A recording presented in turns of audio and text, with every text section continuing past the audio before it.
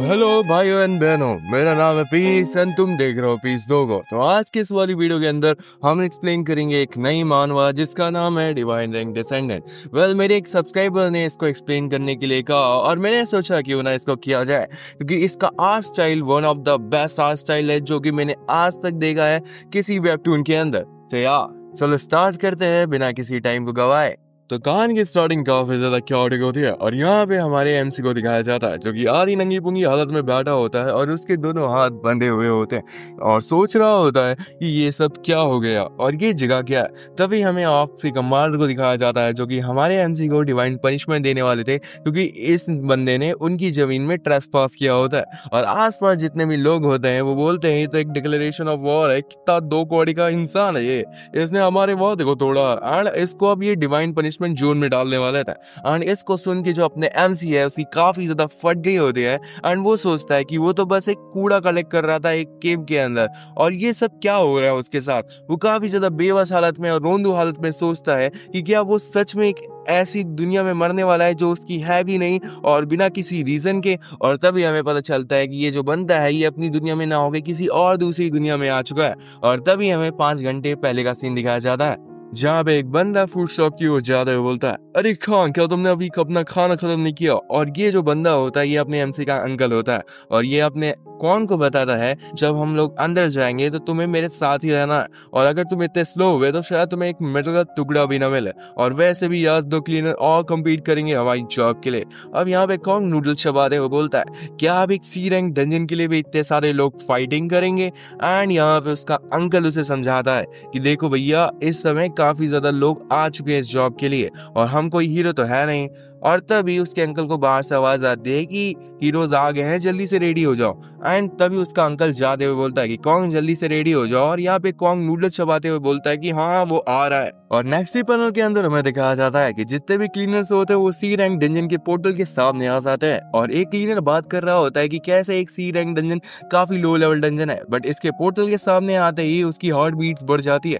वो तो एक रैंक डंजन के बारे में सो भी नहीं सकता एंड एस रैंक की तो बात ही भूल जाओ। वहीं पे पोर्टल के उस पार से आवाज आती है जो कि बोलती है कि ये कितना अजीब था, इस बार काफी कम डार्क डीमन मिले हैं अंदर और ये कोई और नहीं अपने हीरोज होते हैं जो कि आपस में बात कर रहे होते हैं। इनको निकलता देख एक क्लीनर बोलता है कि हीरोज कितने ज्यादा कूल होते हैं और इनके पास एबिलिटीज भी होती है और अगर मैं भी हीरो होता तो इनके जैसा अगर मैं पैसा बना पाता तो जो मेरे पास अभी पैसा उससे तो मैं कंपेयर भी नहीं कर सकता। उसी के बगल में जो उसका साथी होता है बोलता है कि ड्रीम करना बंद कर दे और वैसे भी हम सब ने अवेकनिंग टेस्ट लिया है और हमारे पास कोई भी एबिलिटीज नहीं है, तो यहाँ पे इतना ज्यादा फैंटेसाइज करना बंद कर दो और अपनी जॉब के अंदर फोकस करो। और यहाँ पे कौन का अंकल हीरो से परमिशन लेता है जाने के लिए, जहाँ पे हीरोज उसको परमिशन दे देते हैं और यहाँ पे सबसे पहली बार हमें कौन का पर्सपेक्टिव दिखाया जाता है जो कि बताता है कि उसका नाम कौन है और जो हीरोज के बारे में ये लोग बातें कर रहे हैं उससे इसका कोई भी लेना देना नहीं है। और यहाँ पे वो अपनी जॉब के बारे में भी एक्सप्लेन करता है कैसे वो लोग वो है जो कि क्लीनिंग यूनिफॉर्म्स पहनते हैं और इनकी रिस्पॉन्सिबिलिटी होती है लेफ्ट ओवर स्क्रैप्स को कलेक्ट करना हीरोज के सेपरेशन मिशन के बाद। और बताता है कि उनकी जॉब का टाइटल है क्लीनर और लोग उन्हें ज्यादातर जानते हैं स्कैवेंजर के नाम से। और ये मन में सोचता है कि ये मेरी वीक फिजिक हमेशा मुझे टेस्ट को पास करने से रोक देती है और ये हीरो के टेस्ट की बात कर रहा है। एंड इसी के बाद ही वो लोग डंजन के अंदर आ जाता है जहाँ पे हम डंजन को देख के बोल पाते हैं कि एक सी रैंक डंजन है और इस डंजन को रूइन टाइप डंजन बोला जाता है जो कि ज्यादा बड़ी नहीं होती। तभी यार इन सब का लीडर बोलता है कि जल्दी जल्दी अपना काम शुरू कर दो क्योंकि 4 घंटे के बाद ये पूरी डंजन बंद हो जाएगी। एंड यहाँ पे स्टार्ट कर दे अपने एमसी कॉन्ग को एक वॉरियर शील्ड का फ्रैगमेंट मिल जाता है जिसको देख के उसके अंकल बोलते हैं कि वाह ये कितना बढ़िया है, इससे तो तुम काफी ज्यादा पैसे कमा सकते हो। एंड भाई वो बोलते हैं कि लगता है कि तुम्हारे पेरेंट्स तुम्हें ऊपर से देख रहे हैं। यहाँ पे कॉन्ग भी काफी ज्यादा खुश होता है एंड सोचता है कि ठीक है मैं काम करता हूँ कि मैं यहीं पे खोदना शुरू करता हूँ एंड शायद मुझे और भी इसके आगे कुछ मिल पाए।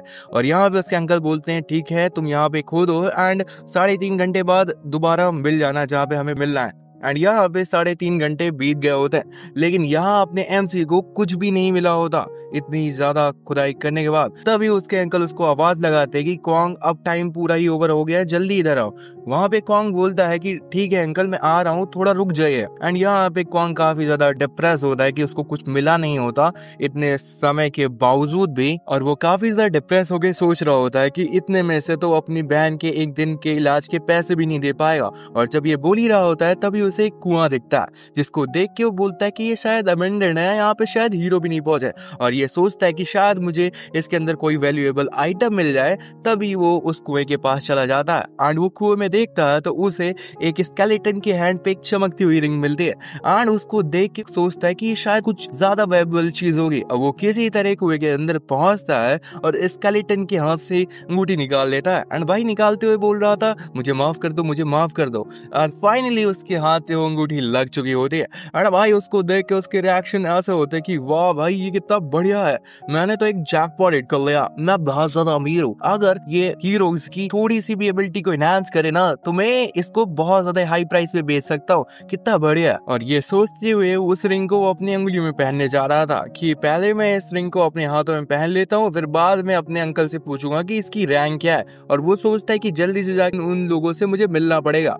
एंड भाई जैसे वो रिंग को अपने हाथों में डालता है वो रिंग काफी ज्यादा शाइन करने लगती है। एंड भाई उसको काफी ज्यादा पेन होने लगता है उसकी बॉडी पे।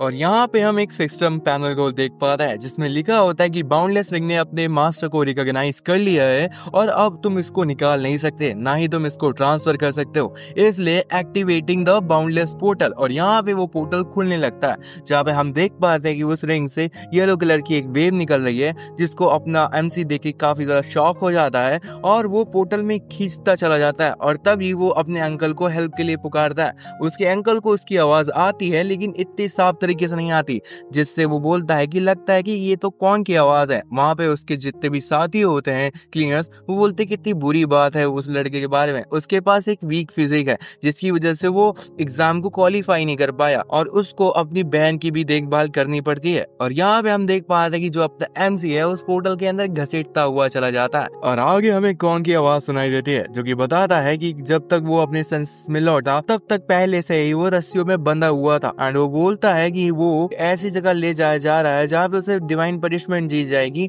बाकी सारे कैदियों के साथ। एंड हम यहाँ पे एक पैनल देख पाते हैं जहाँ पे एक बहुत बड़ा हथौड़ा और काफी सारी लाइटनिंग को देख पा रहे होते हैं। एंड यहाँ पे वो ये भी बताता है कि ये जिस डिवाइन पनिशमेंट के बारे में बातें करते हैं वो कुछ और नहीं एक लाइटनिंग है जो कि अल्टर में बार बार स्ट्राइक होती रहती है। एंड बताता है कि ये जो जगह है ये बीच टाइप का सीक्रेट लैंड है और उस कुएं द्वारा वो गलती से यहाँ पे पहुंच गया और वो समझता है कि शायद ये कोई दूसरा दुनिया है। एंड भाई यहाँ पे हमें एक पैनल दिखाया जाता है जहाँ पे बीस्ट का किंग बैठा होता है। एंड भाई इसके चेहरे को देखने के बाद तो काफी ज्यादा बैडस लग रहा है। एंड ये बोलता है कि चलो शुरू करें।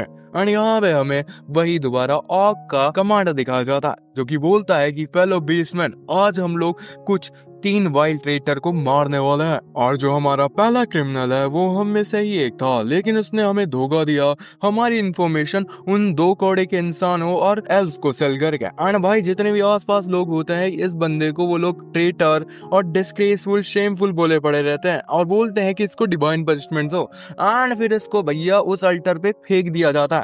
एंड जैसे ही उस बंदे को वो अल्टर पे फेंका जाता है तब हम देख पाते हैं एक बड़ी सी लाइटिंग उसके आगे आके गिर जाती है। एंड भाई वो जो पूरा बंदा होता है वो पुक्का का पूरा डिसेंट्रीगेट हो जाता है। इसको देख के जितने भी लोग होते हैं वो काफी ज्यादा खुश होते हैं और ये जो हमारा कमांडर होता है वो रुकता नहीं है।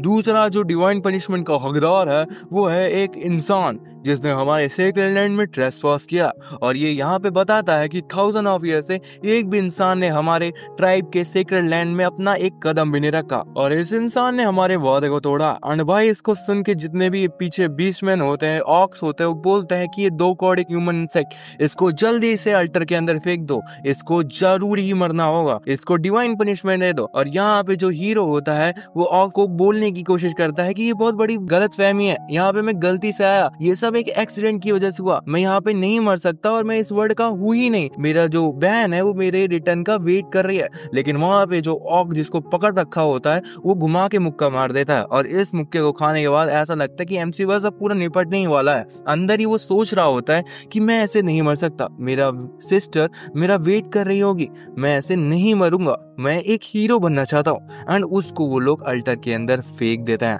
एंड भाई जो अपना एमसी है वो उस मौत को तो बिल्कुल नहीं चाहेगा, इसलिए वो क्या करता है कि अपने पैर से उस लाइटनिंग को डॉज कर लेता है। एंड जब वो करता है, जितने भी पीछे ऑक्स होते हैं वो काफी ज्यादा शॉक्ड हो जाते हैं। और यहाँ पे हम एक लड़की को भी देख पाते हैं जो कि शायद तीसरी क्रिमिनल है।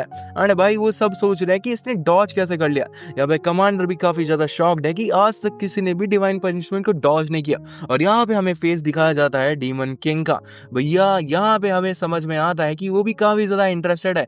एंड यहाँ पे वो जो अपना क्वांग है वो बोलता है कि ऐसा कभी भी नहीं हो सकता, मैं यहाँ पे नहीं मरूंगा 2 कौड़ी के चूतिए उगाई के। एंड भाई तभी आके एक और लाइटनिंग उसके ऊपर पड़ जाती है।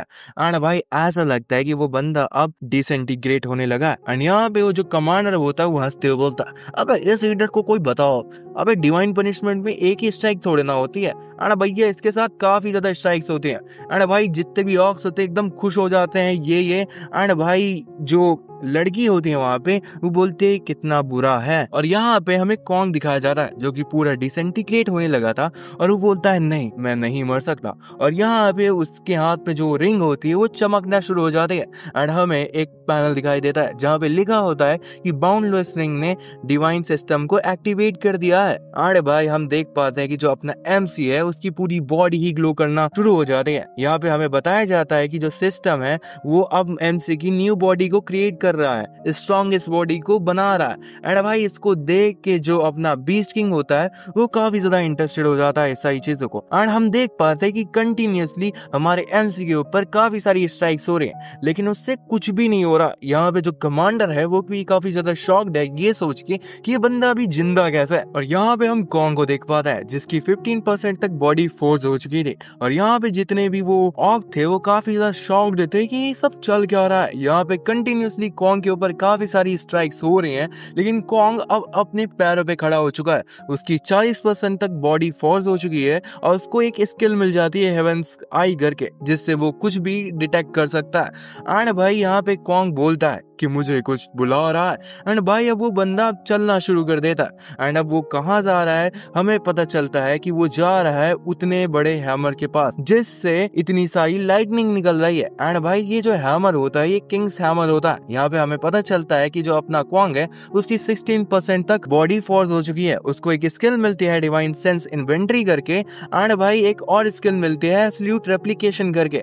यहाँ पे जितने भी आर्क होते हैं वो एकदम स्थिर होते हैं, कुछ भी नहीं बोल रहे होते हैं। यहाँ पे जो अपना एमसी होता है वो उस हैमर्स के पास जाता हुआ दिख रहा होता है। उसकी बॉडी 80% तक बन चुकी होती है। और यहाँ पे जो आर्क का कमांडर होता है वो बोलता है कि ये नामुमकिन है, आज तक गॉड किंग्स हैमर के इतना क्लोज तो कोई भी नहीं गया है। यहाँ तक कि 10,000 ईयर से जितने भी ओरिजिनल गॉड किंग रहे हैं उन्होंने भी आज तक इतने पास जाने की कभी कोशिश नहीं की है। एंड भाई ये जो अपना किंग होता है वो सोचता है कि क्या ये उस हैमर को उठाने वाला है। और भाई वो काफी ज्यादा एक्साइटेड होता है। यहाँ पे अपना जो एमसी होता है उस हैमर के पास एकदम पहुंच जाता है और अब उसको उठाना शुरू कर देता है। और यहाँ पे वो बोलता है कि तुम मुझे बुला रहे हो, तुम मुझे क्यों बुला रहे हो। और भाई हम देख पाते हैं कि जो अपना एमसी है उसकी 100% बॉडी बन चुकी है। उसको एक यूनिक ट्रेट मिलता है हेवेंस चूजन करके और वो पूरे के पूरे हैमर को ही उठा लेता है। और हम देख पाते हैं कि उसकी पूरी बॉडी लाइटनिंग से चमक रही है जैसे कि ये बंदा पूरा थॉर बन चुका है। और यहाँ पे ये सब देख के जितने भी ऑक्स होते हैं काफी ज्यादा शॉक्ड होते हैं। यहाँ पे अपना एमसी गॉड किंग्स हैमर को बोलता है कि तुमने अगर यहाँ पे मुझे समन किया तो तुम अब मेरे बन जाओ। और हम देख पाते कि वो जितना बड़ा हैमर है वो अब एमसी के साइज से छोटा हो गया है एंड अब वो उसको बढ़िया से पकड़ पा रहा है। यहाँ पे हमें एक सिस्टम पैनल दिखता है जहाँ पे लिखा होता है कि तुमने गॉड किंग्स हैमर को ऑब्टेन कर लिया है, इसलिए तुम्हें लेवल 3 का बनाया जा रहा है। एंड बहुत सारी चीजें लिखी होती है। यहाँ पे हम उस लड़की को भी देख पाते हैं जो कि तीसरी क्रिमिनल थी। एंड भैया वो बोलते हैं कि उस इंसान ने उस चीज को सच में उठा लिया। एंड यहाँ पे हमें ओके कमांडर को भी दिखाया जाता है। बोलते हैं कि उस 2 कौड़ी के इंसान ने उसको सच में उठा लिया, गॉड किंग्स हैमर को। यहाँ तक कि एक राजा जो हमारा है वो भी उस चीज को नहीं उठा सकता और ऐसा नहीं होना चाहिए। शायद ये बहुत बड़ी गलतफहमी है क्योंकि बीस्ट टाइप की प्रोफेसर के हिसाब से जो भी गॉड किंग्स हैमर को उठाएगा वो हमारा फ्यूचर लीडर होगा, और ये तो बिल्कुल मिस्टेक होगी। मैं तुम्हें सही बताऊं, इस बंदे को वो बात पच नहीं रही होती कि एक ह्यूमन ने उनकी गॉड किंग्स हैमर को उठा लिया। यहाँ पे जो अपना क्वांग होता है वो अपनी सिस्टम को देख के बोल रहा होता है कि यार मेरी बॉडी काफी ज्यादा स्ट्रॉन्गर है एंड मैं अब लेवल 3 का हूँ, ये सब क्या। एंड जब वो सोच ही रहा होता है उसी के पीछे से कोई बंदा उसके ऊपर अटैक कर देता है, और भैया ये कोई और नहीं होता अपना ऑक्स का कमांडर होता है, जो कि बोलता है कि तू इंसान जल्दी से हमारे गॉड किंग्स हैमर को नीचे रख दे। अरे भाई ये सब को देख के ऑक्स बोलते ये तो अपना माइटी फैंग जनरल है, और सच में ये ऐसा होने ही नहीं दे सकता कि एक तुच्छ इंसान को हमारा गॉड किंग्स हैमर चुराने दे।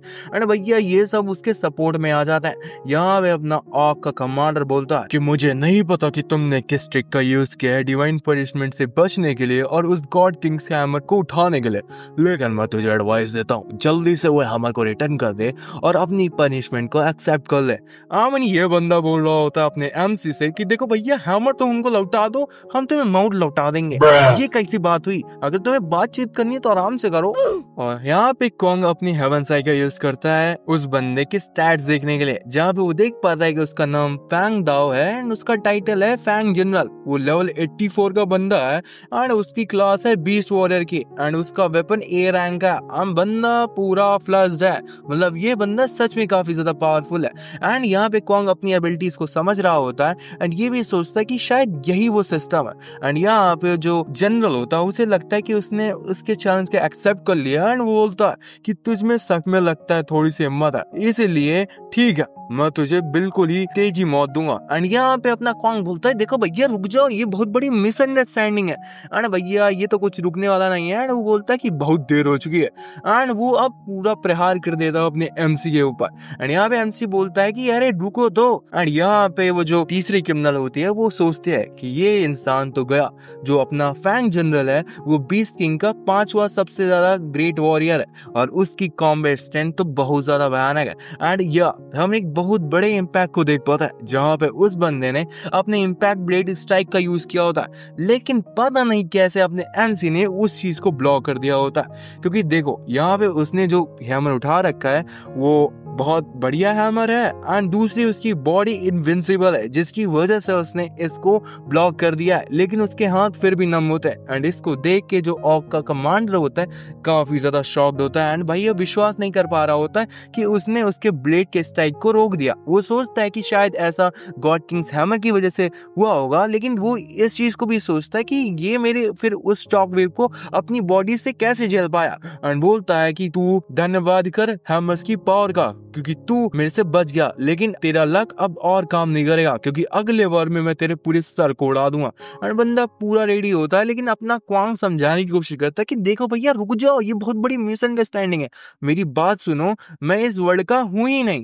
एंड भैया जो ऑक होता है अब वो बस मारने वाला होता है अपनी क्वांग को। एंड भैया वो पूरा क्वांग को पकड़ लेता है एंड बोलता है कि चल बेटा इंसेक्ट ऊपर आ। और यहाँ पे हम देख पाते हैं कि उस बंदे ने अपने क्वांग को पूरा उठा लिया होता है, लेकिन क्वांग अपनी विंडो में एक एबिलिटी इसके बारे में पढ़ता है, एब्सोल्यूट रेप्लिकेशन, जिसमें लिखा होता है कि अगर तुम अपने ओपोनेंट के हार्ट वाले एरिया में टच करते हो तो तुम उनकी कोई भी एक स्किल कॉपी कर सकते हो एंड एक बार में तुम बस एक ही स्किल को रेप्लिकेट कर सकते हो। अगर तुमने दूसरी स्किल को अपग्रेड करने की कोशिश की तो जो पुरानी वाली स्किल है वो मिट जाएगी। एंड यहाँ पे अपना एमसी सोचता है तो फिर मुझे बस उसके हार्ट वाले एरिया को टच करना, एंड वो इन द एंड उस वाले एरिया को टच कर लेता।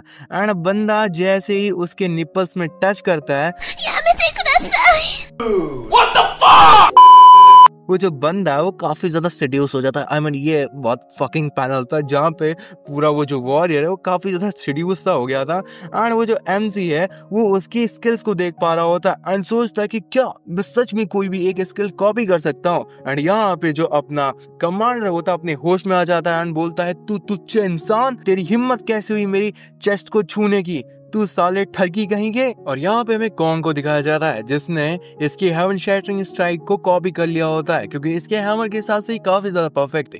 और ये बंदा उस ऑक के ऊपर हेवन शैटरिंग स्ट्राइक को यूज कर देता है, जिसको देख के एक तो ऑक काफी ज्यादा शॉक्ड होता है कि इसको इस मूव के बारे में कैसे पता।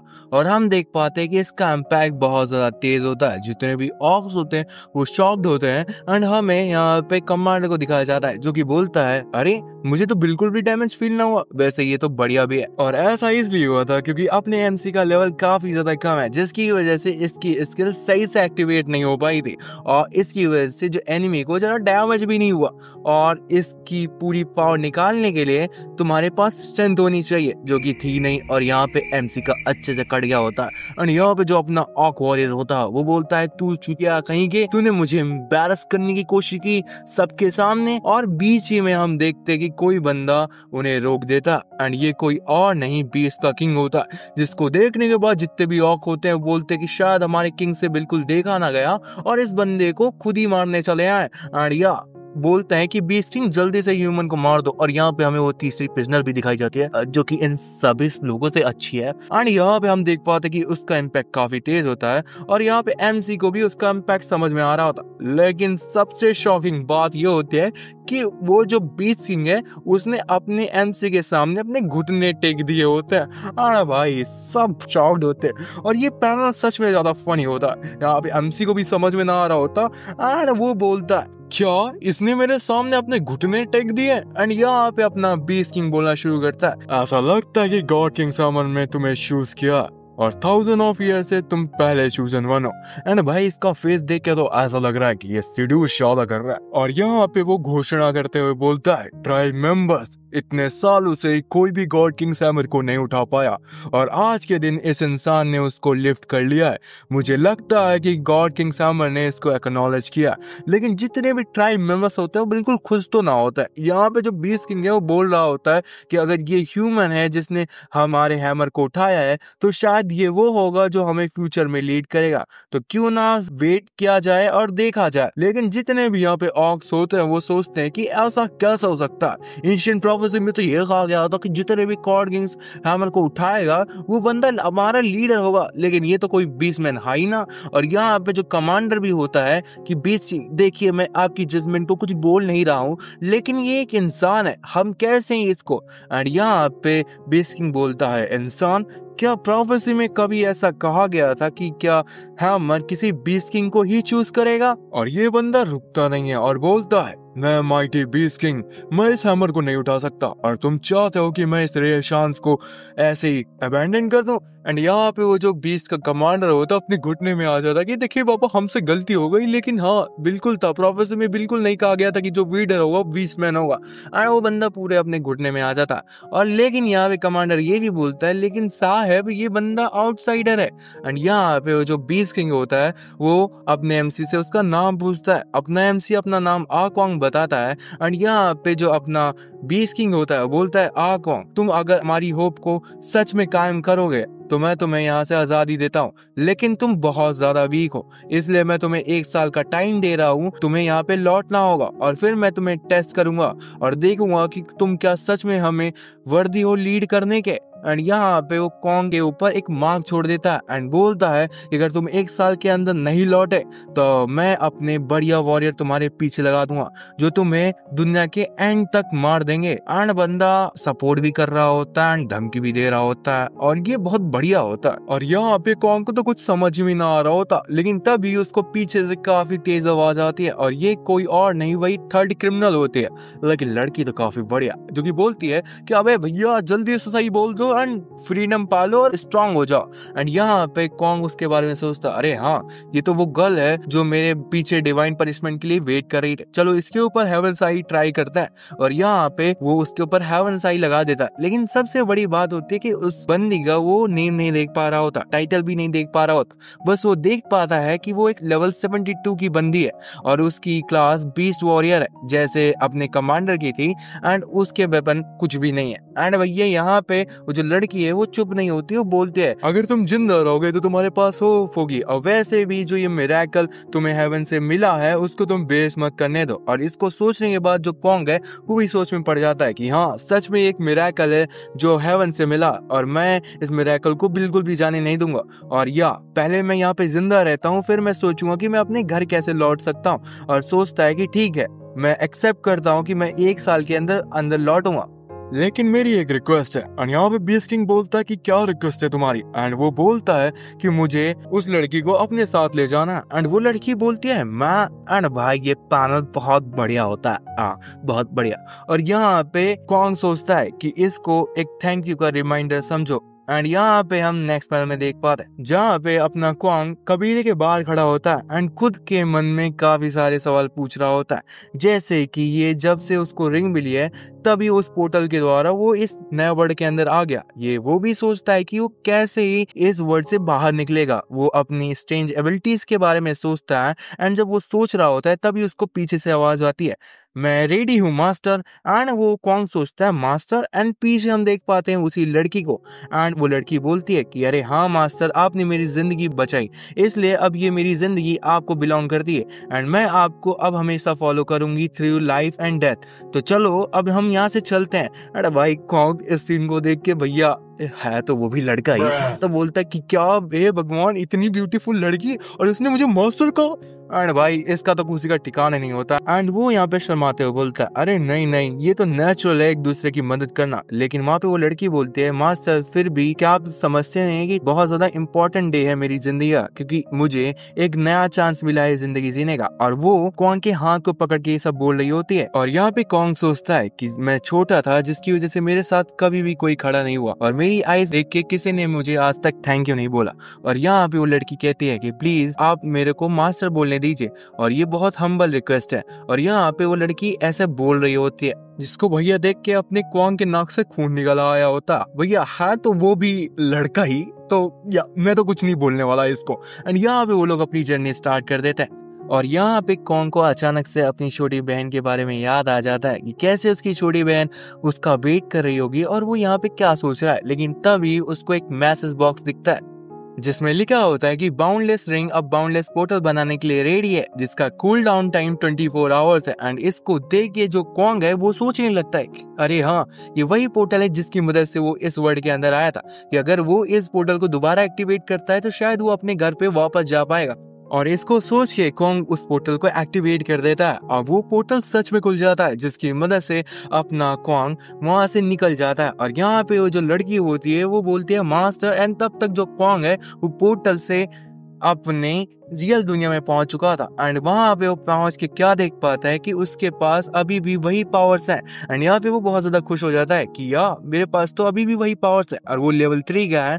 एंड वो उस हैमर को भी देख पाता है। एंड यहाँ पे एक विंडो खोल के आती है जो कि बोलती है कि तुम्हारे जो पर्सनल स्टैट है वो वैसे ही रहेंगे दोनों वर्ड के अंदर, लेकिन जो तुम्हारे इक्विपमेंट्स है वो यहाँ पे नहीं आ पाएंगे। और वैसे भी जो भी तुम्हारी डिवाइन सेंस इन्वेंटरी के अंदर जो भी चीजें हैं वो बस यहाँ पे आ पाएंगे। एंड यहाँ पे कॉन्ग सोचता है कि इसीलिए शायद वो जो हैमर है वो मेरे साथ आ गया। और यहाँ पे वो सोचता है कि उसके पास अब लेवल 3 आ चुका है, जिसका मतलब वो अब हीरो है। लेकिन तभी कुएं के ऊपर से उनके अंकल बोलते हैं कि अरे कॉन्ग तुम इतना चिल्ला क्यों रहे हो, वैसे भी डंजन जल्दी क्लोज होने वाला है, जल्दी तुम्हें हमें यहाँ से निकलना होगा। और उसकी अंकल की बात सुन के बोलता है कि अंकल आप अभी भी यहीं पे हो, क्योंकि उसके हिसाब से काफी ज्यादा टाइम बीत चुका होता है। लेकिन हमें यहाँ पे पता चलता है कि यहाँ पे ज्यादा टाइम नहीं बीता होता, कुछ 10-15 मिनट ही बीते होते हैं। एंड भैया यहाँ पे जो उसका अंकल होता है वो बोलता है ये तुम कैसी बातें कर रहे हो, तुमने हमें आवाज दी और हम लोग काफी ज्यादा चिंता में आ गए, इसलिए हम लोग यहाँ पे चले आ। और दूसरा जो मेंबर होता है, वैसे भी ये जो डंजन है यहाँ पे सोने की जगह नहीं है, अगर एंट्रेंस यहाँ पे बंद होती है तो हम लोग कभी भी यहाँ से जा नहीं पाएंगे। और यहाँ पे जो अपना क्वांग होता है वो चढ़ते हुए बोलता है कि क्या समय रुक चुका था। एंड वो फिर समझता है कि हाँ, इसका मतलब ये है कि जब भी वो दूसरे वर्ल्ड में ट्रैवल करता है तो जो इसका ओरिजिनल वर्ल्ड है उसमें टाइम स्टॉप हो जाता है। तो क्या इसका मतलब ये है कि उसका जो या अदर वर्ड है उसका भी टाइम स्टॉप हो जाता है इसी तरह। एंड वो फिर उस ओरिजिनल ऑनर के बारे में सोचता है जिसके पास पहले अंगूठी थी। एंड यहाँ पे वो अपने अंकल से पूछता है और अंकल बोलता है कि हाँ क्या बात है। एंड वो बोलता है कि अंकल एक बात बताइए, कल हीरो एग्जामिनेशन का राउंड 2 है ना। और इसी के साथ ये चैप्टर 2 यहीं पे एंड होता। वेल ये जो मानवा है ये मेरे एक सब्सक्राइबर ने मुझे रिकमेंड की एक्सप्लेन करने के लिए। अगर मैं अपने थॉट्स बताऊं इसके ऊपर तो ये मुझे काफी बढ़िया लगी। इसके आर्ट स्टाइल काफी ज्यादा टॉप नॉच है। भैया तुम्हें बताना होगा कि तुम्हें वीडियो की एक्सप्लेनेशन कैसी लगी और मानवा की स्टोरी कैसी लगी, क्योंकि तुम्हारे कमेंट्स पढ़ के मुझे सच में बहुत ज्यादा खुशी होती है। तो या बता देना एंड वीडियो को लाइक कर देना एंड चैनल को सब्सक्राइब कर देना। मिलते हैं किसी और वीडियो के अंदर, तब तक के लिए बाय बाय बाय एंड बहनों।